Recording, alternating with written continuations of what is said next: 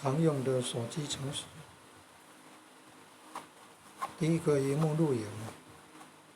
第二个脸书，第三个 YouTube 频道工作室上传影片的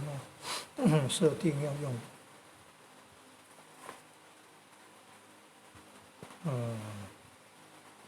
文字扫描器可以改用那个谷歌智慧镜头，谷歌智慧镜头也可以把那个图片里面文字取出来，还有电脑版的 LINE 通信软体，电脑版的也可以把那个人家送的传过来的图片按一下里面的字，也可以像谷歌智慧镜头这样取得那个文字。再来第四个读点击可以读那个资治通鉴的干净世界没有那个腥膻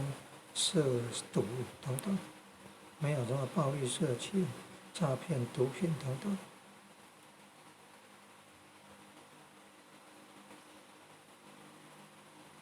安宁活学词典，好像也有活光大词典。也有印象的活光大词典，手机程式这里没有显示。